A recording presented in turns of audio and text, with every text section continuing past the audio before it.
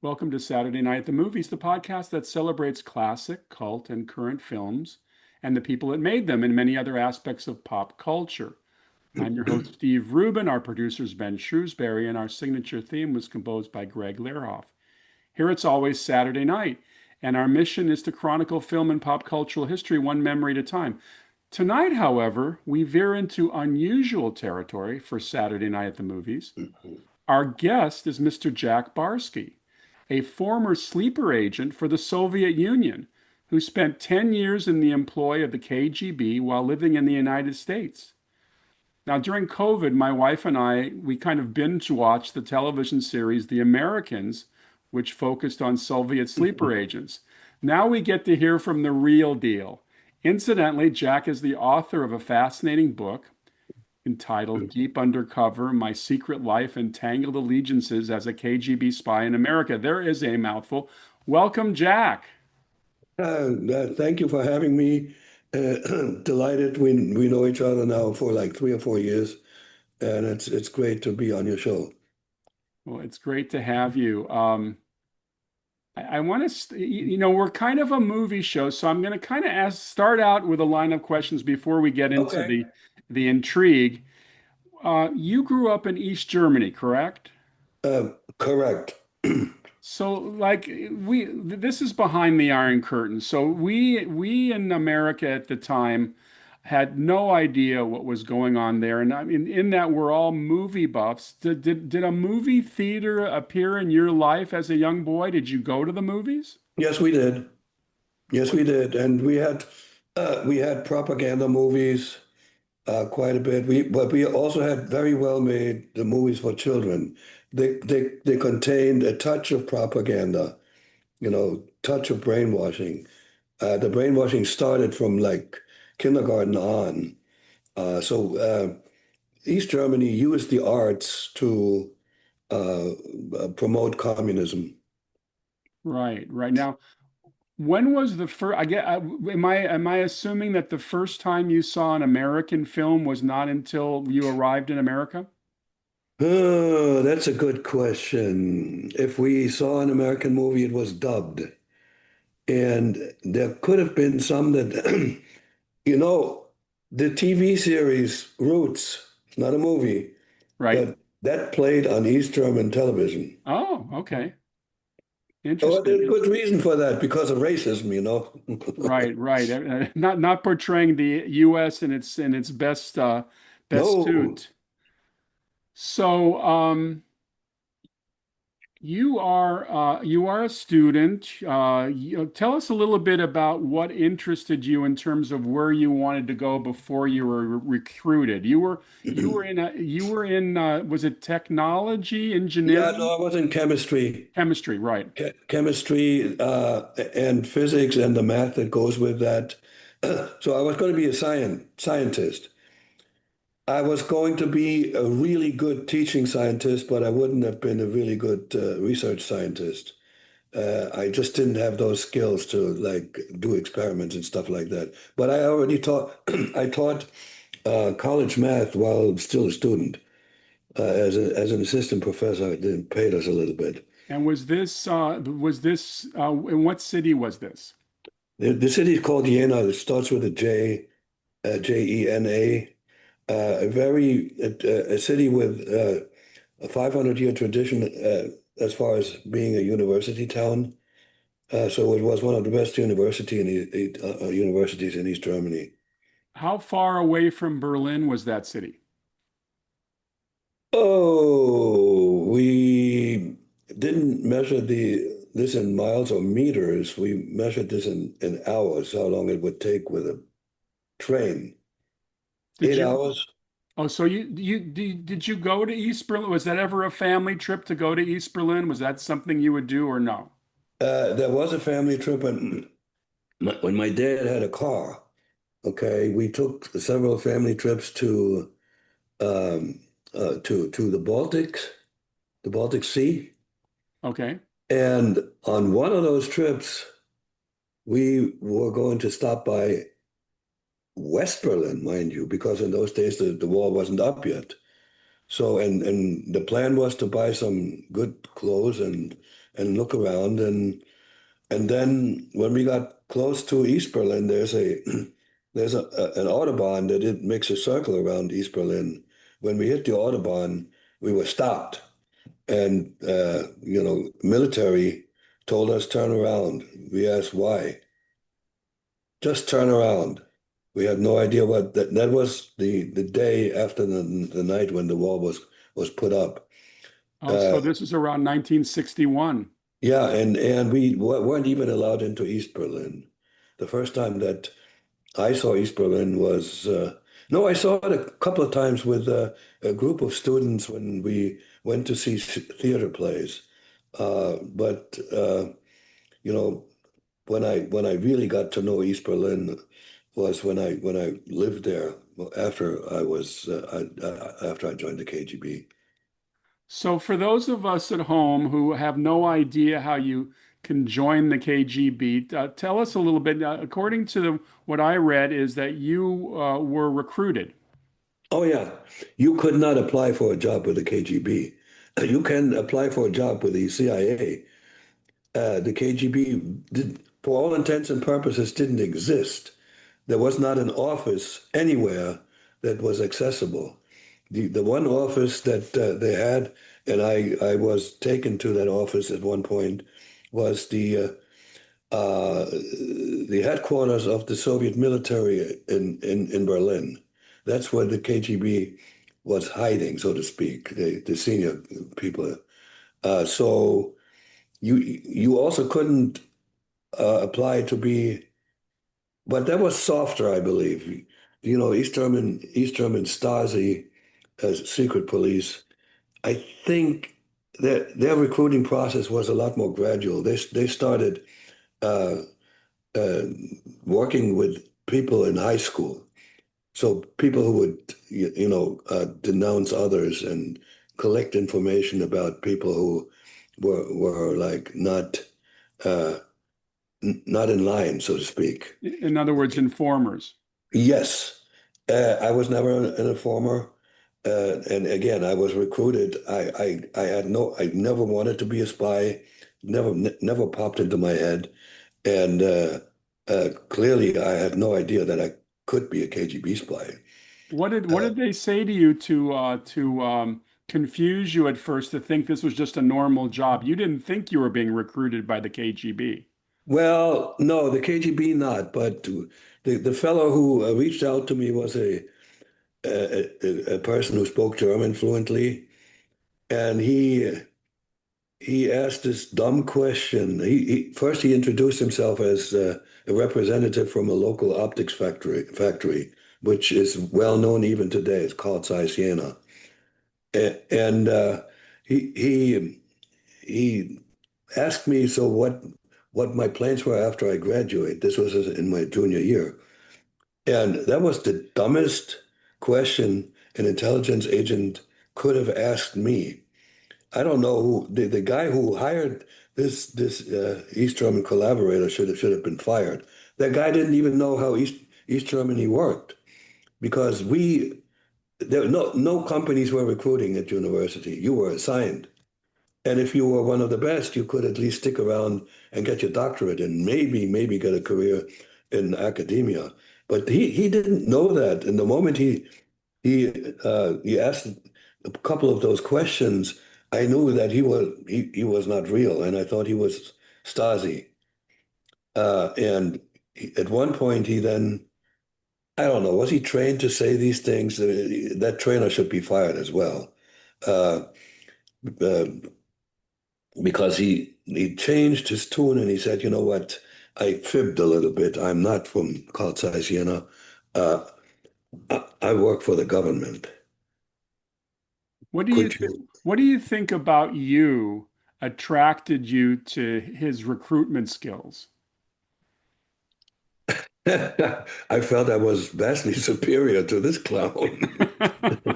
No, So because the fact that you were studying chemistry and that you had yeah, some technical skills. and also he set himself up by saying, "I'm from the government," because I had in my mind a normal question. So what part of the government? I didn't. I played along. I knew there was something interesting, and I would, in my entire life, when I encountered something interesting, I played along. I wanted to see things, and I always wanted to have new experiences.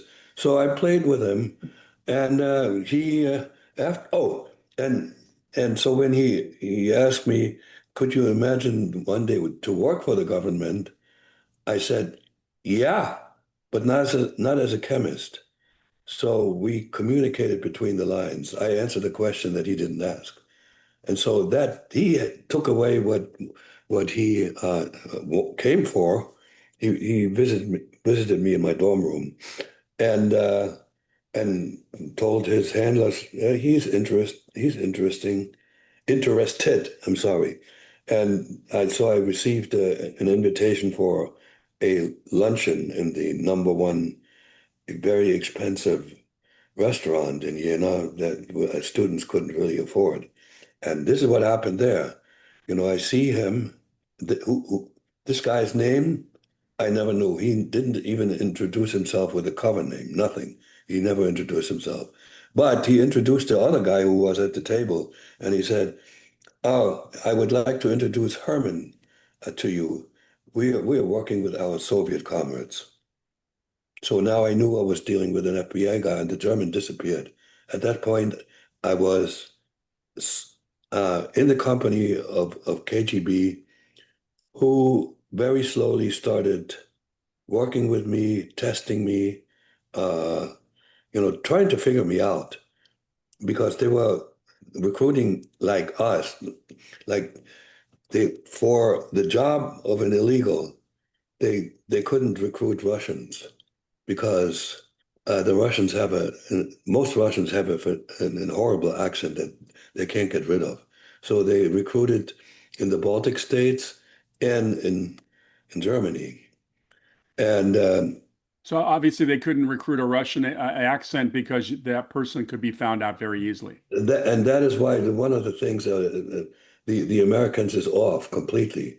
They didn't train Russians as children. You don't know whether the person as an adult will actually be capable of doing that job. So the Herman actually worked with me for 18 months and gave me some tasks. We talked about what it would be like to go to West Germany to spy on the West Germans. And he gave me illegal literature like West German magazines to read. So it made me feel a little special. I couldn't take them with me because they were not allowed. But uh, no money was exchanged hands. How Uh, were you surviving at that time as a post student? In other words, oh, what was your source of income? I was an assistant professor already at the university. Oh, you were okay. Yep. Of chemistry. Yep. Yep. Well, yes and no. That was my title, but I actually my full-time uh, job was to be the general secretary of the youth movement in the section chemistry, and that was a full-time job. I did a little chemistry on the side. So that was it. Now, this recruitment procedure, did you? I mean, the you think of when spies are recruited, they have to go through some kind of training. Now, were you ever trained to use firearms? No, That not was even not that was not, not. not even a thought. I was taught how to drive a car, but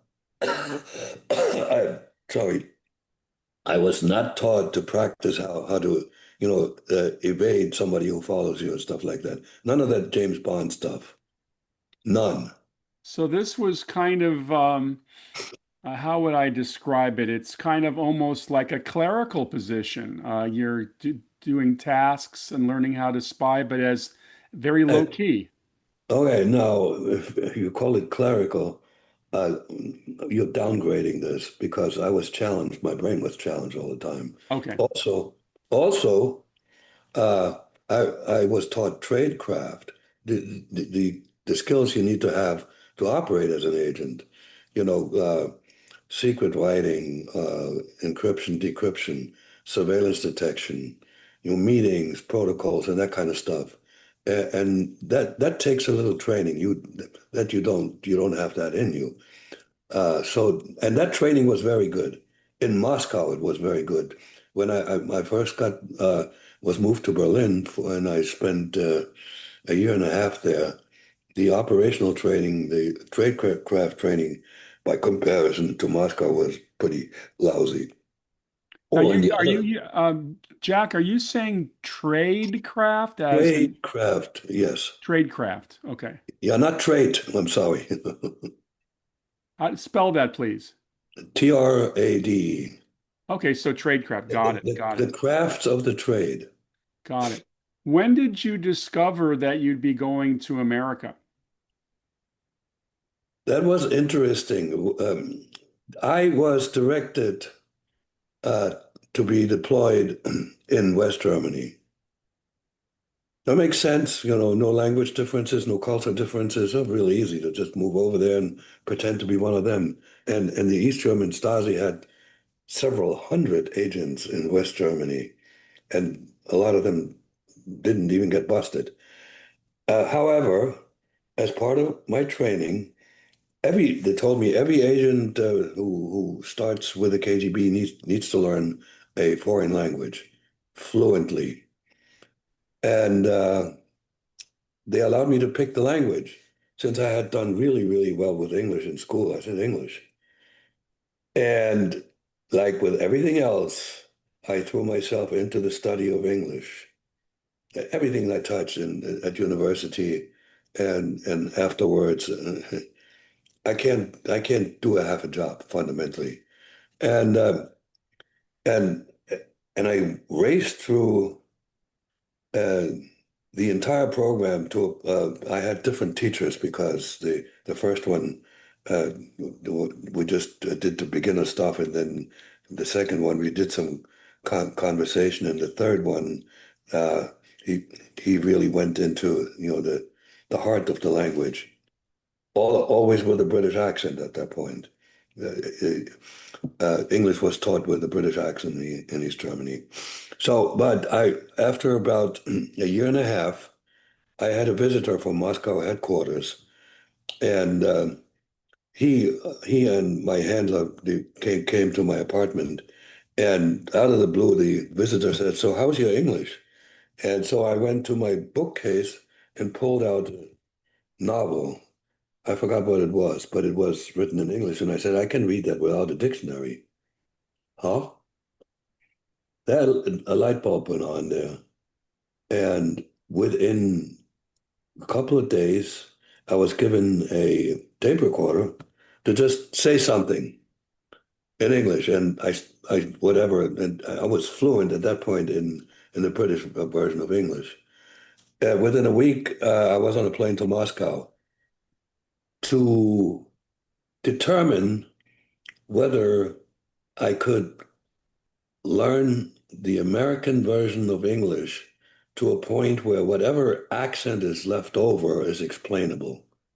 Hmm. So they had the potential that people who didn't have to go illegals, who didn't have to go through other countries where they could acquire citizenship, such as in Brazil or Canada, and then came to the US under a different identity, but they had a flag associated with their ID, right?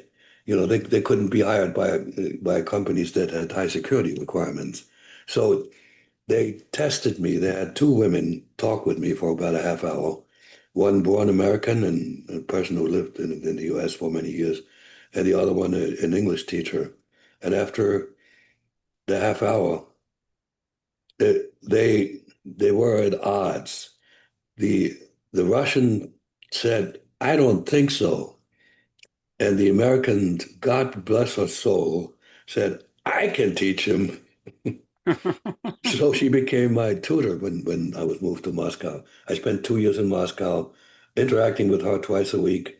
And then I was also introduced to a very famous spy couple who lived in Moscow at the time, the Morris and Lana Cohen, members of the Rosenberg spy ring, and they spoke uh, contemporary, hard, sort of New Yorkese, but American English.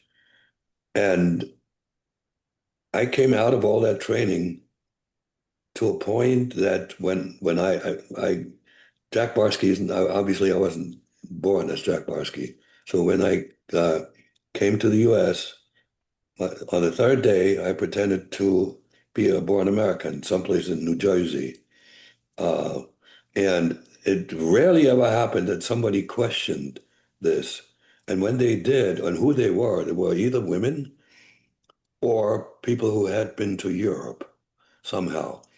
But, luckily, I had the one explanation that shut everybody up because the Jack Barsky was a young Jewish boy who passed away at the age of 11, and somehow the KGB managed to get an authentic copy of his birth certificate, and that is what I used to become Jack Barsky. And his mother's birth name accidentally that was not by design. The KGB didn't understand those folks how valuable that could have been. Was Schwartz, and Schwartz is mostly Jewish, but it's also German. So then when I had this question, I said, well, yeah, my mother was German, so I grew up bilingual. So and with that, I had become the crown jewel of illegals. So you are recruited to go to America and be what we call today a sleeper agent. Sleeper agent? Did they call them sleeper agents back then? No, no. Actually, they had some high plans for me to make friends particularly with individuals who make foreign policy and or influence foreign policy. Except the career that I was able to embark on did not allow me to, be friends with people like that. But and What here now go ahead. here's the but because you mentioned sleeper agent, what they never mentioned to me was what was that the most important thing of us illegals being in the United States was us illegals being in the United States. How do I know it? There were two interviews that were given by ex heads of the Directorate S being the illegals. And in the interviews, they told the reporter that that was the most important aspect of us being in the US for one reason only. Because in those days, towards the end of the Cold War, um, there was this war between the CIA and the KGB that escalated, and there were people, uh, mostly diplomats. There were no other agents that were known. Okay, all the agents in the other country were diplomats, and if they were caught doing espionage kind of stuff, they were kicked out, and then the other country retaliated, and sometimes three people got kicked out. So Andropov, who was ex-head of the KGB, was afraid that diplomatic relations would be broken up, and who would be the liaison with two of the most successful agents, two of the not of the two most successful agents for the KGB during the Cold War. One just passed away some months ago, Aldrich Ames. He Right. was he was a mole in the CIA, and the other one was Robert Hansen. He was a mole in the FBI. If there are no diplomats available to take, and in those days, information was exchanged printed on paper. We didn't have USB. We and and and the information that they handed over was typically in sizable boxes that were placed someplace where the agent, knowing that he's not under surveillance, the KGB agent would take it and send it via diplomatic mail to Moscow. And if all of those diplomats were gone, the only ones left for the Soviet Union was us. So, It's interesting. I'm kind of almost thinking about what's happening in Iran right now. We seem to have killed off most of the hierarchy people. Who are we going to negotiate with eventually? It's a crazy situation. So tell me a little bit about arriving in the United States in 1978. This is your first trip to the U.S. yes. Describe that first day for me.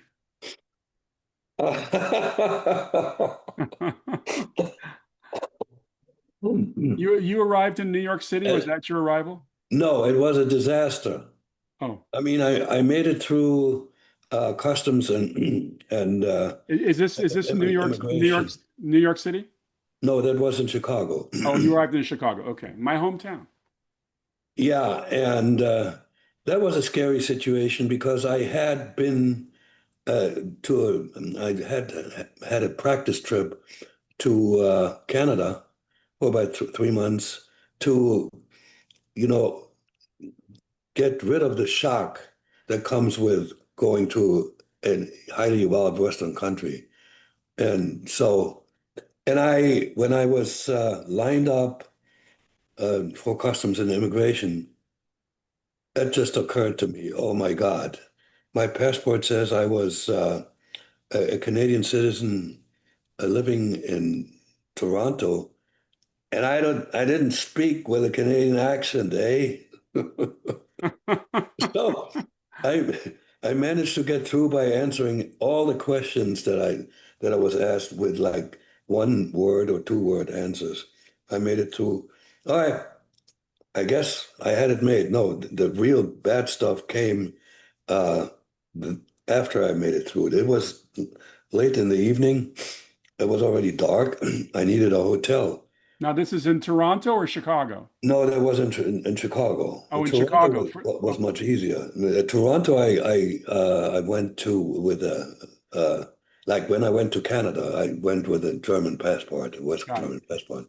This one, I went with a forged passport, a Canadian one, and I didn't speak with a Canadian accent. That's number one. Number two, uh, I was nobody in the KGB could tell me that there was some sections in Chicago that one should stay away from. I'm like giving you a hint as to what's coming. I picked up a hotel from the Yellow Pages, and I waved down a cab, and I told him, this is the address. And it was a white guy, and when he heard the address, he turned around and looked at me funny. I didn't know what he meant. I didn't know what he meant when we were going south from O'Hare, when the the lighting in the streets became dimmer and dimmer, and the buildings were not as they got like worse in terms of their condition. So you picked a hotel in a real crummy neighborhood. And then, well, yeah, we got into it. So I walk into the lobby, and something else funny occurred to me. The the reception desk had a little window that was covered in plexiglass. Now, I rationalized this because I knew there was so much crime in the US, all hotels probably had it. I wasn't really prepared culturally in Moscow. This is a misconception that a lot of Americans had and still have that that the KGB was able to train us what it's like to be living in the United States. Not at all. We had to find it out for ourselves. So okay, so I paid the fellow in cash for 2 nights in advance. Went up to the hotel room and something else odd occurred. First, that room was across the street from the L. So that's not a really good hotel. The L made a lot of noise. Right. Okay. Also, if you wanted to watch TV, you had to put a quarter. So uh, I drank to be able to sleep and get rid of my tension and anxiety. I drank half a bottle of Johnny Walker Red, which I had bought cost not to pay the what is it called, toll? No. Jack, when you were sent to Chicago, how much money did they give you as your stake? Uh, the travel for the travel as well as to live for a couple of months, $10,000 in cash. I got it. That, Oh, that was really? pretty Okay. that was pretty good money in those days. Oh, sure, sure. And nicely printed uh, $20 bills, nothing bigger. And Uh, were they hidden in your luggage in a specific way? no, No. I declared that money. I think Oh, you that, did. yeah, yeah. What was hidden in my luggage was the birth certificate. Got it. It Got was it. sewed into my carry-on. And But now, why did you have to hide that? because I wasn't, I mean, to enter the United States with a birth certificate, re-enter, that's suspicious It with a is suspicious. I see. Canadian passport. So that would have triggered a bunch of interviews, and I would have failed. But now comes the moment when I was mostly uh, in danger of failing. So I slept like it was a comatose sleep because of the whiskey. I woke up with a headache, but at least I had aspirin on me, so I got rid of the headache and I went out to find a restaurant to have breakfast. And as I'm walking around in the neighborhood, uh, this was the most unusual picture that I didn't expect. I was the only white guy in the street. Now, in hindsight, I knew I was in the south side of Chicago. And in hindsight, I knew that was a high crime area. And I was a standout. I looked like I had some money, which I did. And instinctively, I had to get out of there. And so I went back to my hotel room, and that's when I made the mistake that should have should have like ended my spy career right then and there. So I decided to become Jack Barsky. Leave this hotel, walk north where I knew the place, the homes and the buildings were better, and then register at the new hotel as Jack Barsky. So I went to the bathroom and proceeded to at least try to destroy the passport. I had a I was a smoker then. I had a lighter and I took the page with the picture first and I tried to set it on fire. It didn't burn, but instead it generated a lot of smoke. See, they never trained me in passport destruction 101. These passports, for most, if not all countries, are uh, flame retardant or even flame proof. They can't be burned because the reason for that, if you are on a fire, you the passport should still be there to know that, there's a person that what died and had that name, right?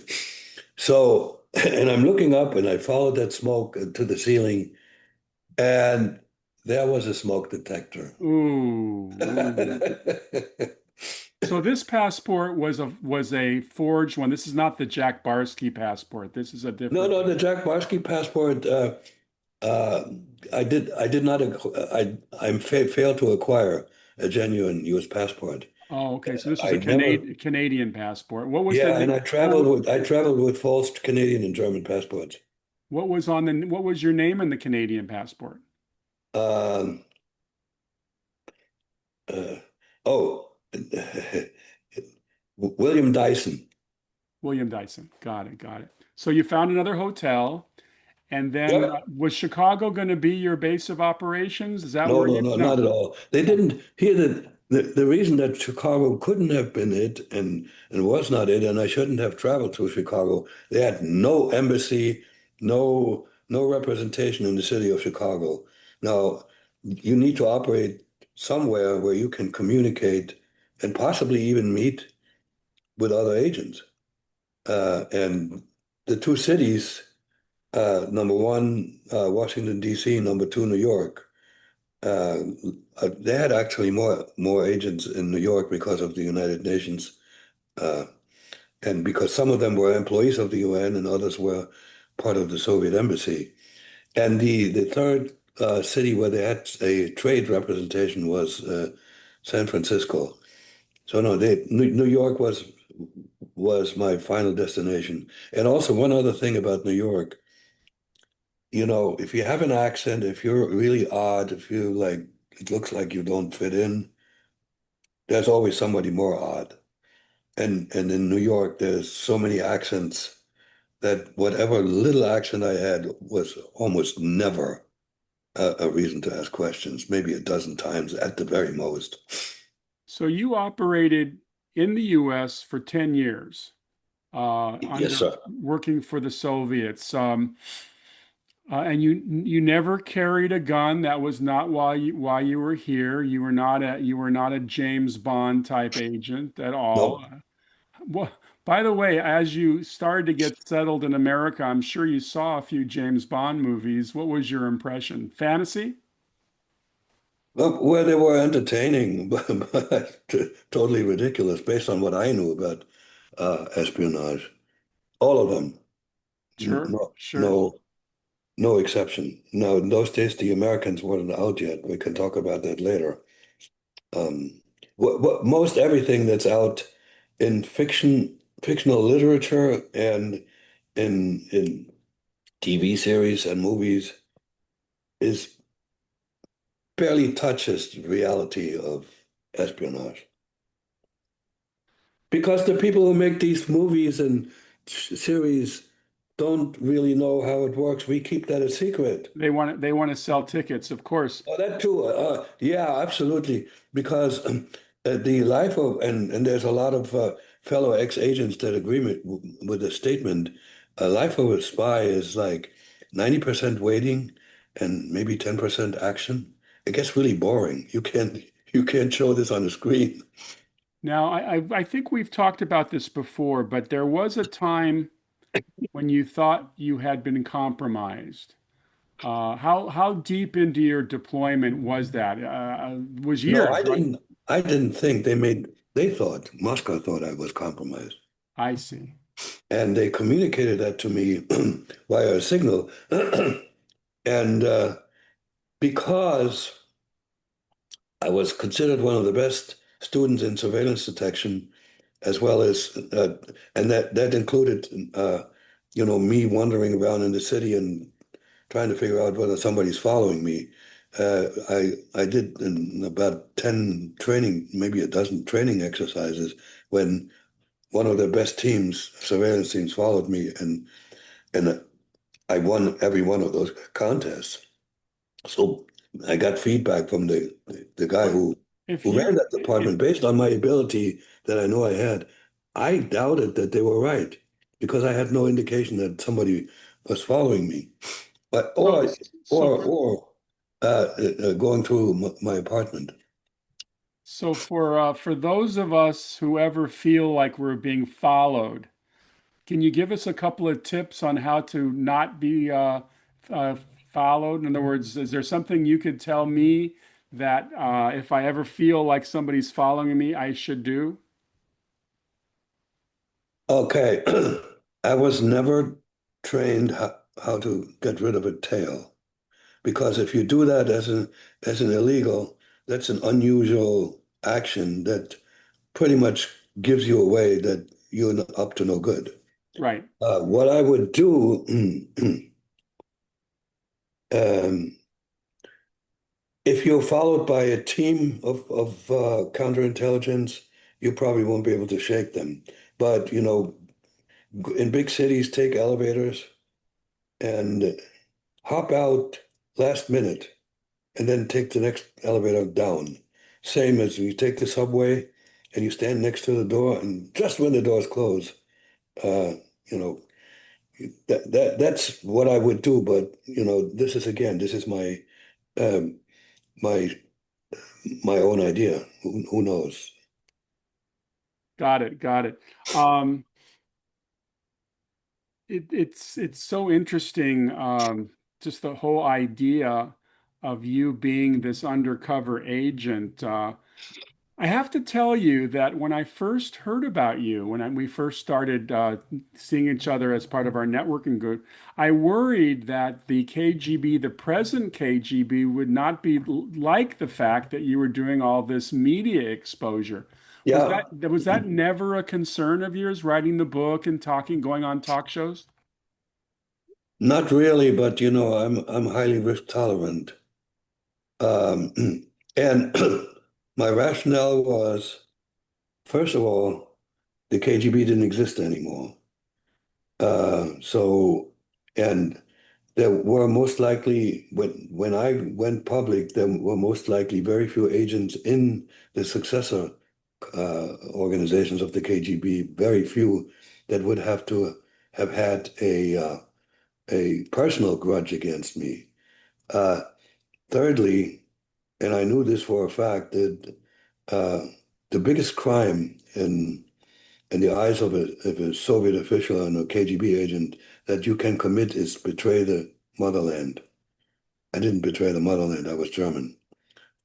Uh, and I was reasonably sure that I was safe, at least in the United States. I was not under direct protection of the FBI, but I was working with the FBI for some years.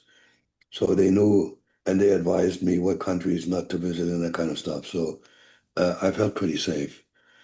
And having said that, even today, I need to add this. This is not in my book.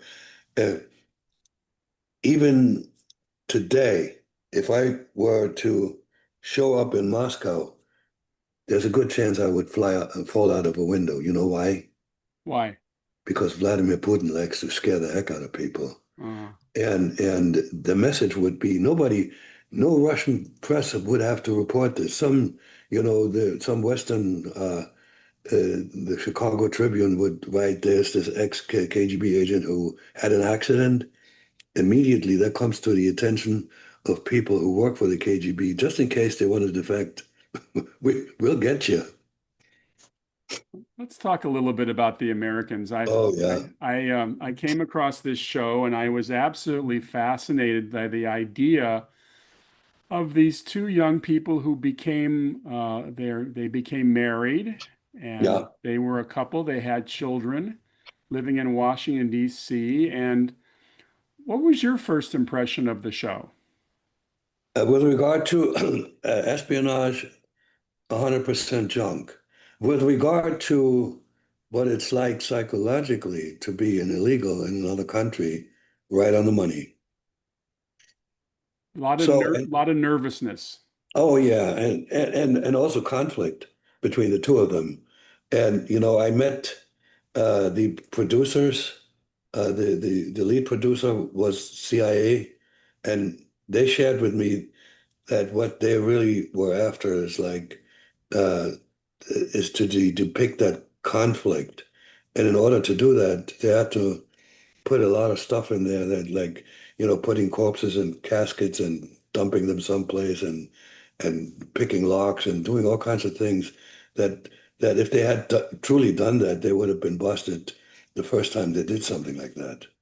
But it was really interesting. I watched every episode of it and very, very entertaining. And I was an extra for a brief scene in one of the in one of the episodes. They thought it was a real gag to have me there standing around as a real KGB guy. Jack, have any of your fellow KGB agents done as much profile in terms of the media as you writing books and things? I am not aware that another illegal went out in public aggressively. I met a friend of mine who became a friend who was an illegal in the US, also a German, but he gave one interview to the to the Berlin Spy Museum, and that's how I found him. He gave an interview, but he doesn't want to go public. He probably doesn't have as much of a story. But my story is from a human element is significant has significantly more tension. He went to the like to the United States to New York with a wife. Okay. So, and he had absolutely no task. I had some tasks, uh, particularly make contact with people who could be targets for recruitment and describe them and to suggest them. He had only one task: get a job at Columbia University and just live in the United States, which again confirms what I told you about how important us illegals were uh, in those days. And just an interesting piece of information that is sort of bizarre. They had a child that was born in New York, a girl, and she has two birth certificates. One says born in New York, and the other one says born in Moscow. But you also got married here, I got married here, yes, and you yes. also got married in East Germany. So you had two different families. Y- Yes, I had two different families. I had two children here and one child in East Germany. I'm not proud of that, but sometimes life puts you in circumstances where you can't wiggle out anymore. Right, right. Now tell us, you said that the Soviets thought you'd been compromised, not the Americans finding you. When did you realize that you'd have to get out of Dodge? Out of Dodge, that you talk about Chicago, no? Well, it's a term. It's a term meaning when did you need to get out of town? Uh, I didn't get out of town. I was asked, in no uncertain terms, or told to travel back to Moscow because they were convinced that I was compromised and they didn't want me in jail, obviously. And I know that they were convinced because when they didn't come after me when I told them that I'm not coming back to the land behind the Iron Curtain because I was sick with HIV/AIDS. And their response is clear to me that they believed my story, and I don't know if they recognized that I wasn't being followed, but the point is they believed my story. They told my German wife that I had died from AIDS, and actually my German name Albrecht Dittrich is still listed in the archives, the records that are being kept in Germany as having passed away uh, in that year. I forgot the year when I So went. When I, you pretended you had COVID because you did not have COVID, and the not Russian COVID, you mean AIDS, HIV, oh, you had AIDS. AIDS, and the Russians believed you, or the Soviets believed you, so you stayed in the United States. Yeah, I did, and raised a family. And Uh, then, since you weren't getting your stipend from the Soviets to survive, how were you making your money? oh, that's a good question. It's in and out. It's off and on. I made some money from the book sales, but you have to sell a couple of million books to do well. I sold maybe five, 600,000. That's pretty good. And That pretty good. That is fantastic, yeah, I know. especially at a time when people aren't reading Don't as much read, as don't read. they. That's correct. And the book was also published in Germany and in Poland and in Sweden. Uh, so yeah, I made decent money with public speaking, but then COVID just killed that career. Right. And so I've been trying to pick up uh, that, and I am really, based on the feedback that I'm getting, I'm not into bragging about myself. That's stupid. I I am really good when I can tell my story. and people are so fascinated by it. Um, and when I show up, I get nothing but the highest accolades. But showing up is like getting somebody interested. Uh, What would you say is the highest profile assignment you were given by Moscow in terms of what you had to find in the US? Can you talk a little bit about that? what I had to find in the US in terms of people that should be recruited. Or just secrets, things that you needed to get sent to Yeah, well, Moscow? then I mentioned that they were interested in people who make foreign policy, Um, and I because of uh, see, I got to tell you what the master plan for me was pretty brilliant, but I failed there. The plan was for me to come to the U.S. to get uh, to get the documentation that you needed to live and work in the U.S. in addition to the birth certificate. So I got a driver's license and I got a social security card. In those days, you could get one as an adult. And then the brilliance of the plan was work, get a job, get an apartment, and then apply for a passport. Well, it wasn't easy for somebody who couldn't take his resume with him, so I couldn't apply for a job at a university to teach, chemistry. And the only job that I could find, and they didn't really help me with this because they didn't know, was I worked as a bike messenger in Manhattan for 3 years. That paid pretty well because nobody wanted to do that job. It was very dangerous in those days. And so this is when I failed. So I was by the way, this image I have on screen, for those of you who are watching on YouTube and True TV Plus, on the left there, is that you as a young bike messenger, or is that later? the picture is the one that's on the left of me. The man with the mustache and the hat. I have no idea what who's on that picture. Oh, so It that's looks not you. familiar. It clearly wasn't me. Oh, No, okay. I never looked like that.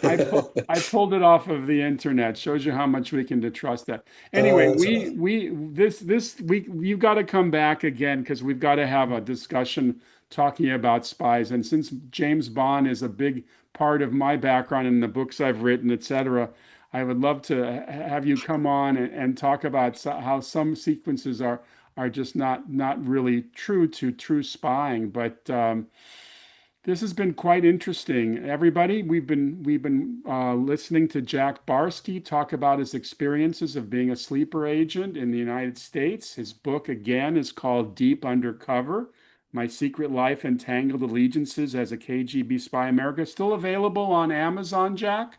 oh yeah, and there's also an the audio version is also available. And then if somebody wants to uh, really listen to something that brings my story alive, it's called The Agent. The Agent is I think 13 episode interview with me and other people that played a role in my life.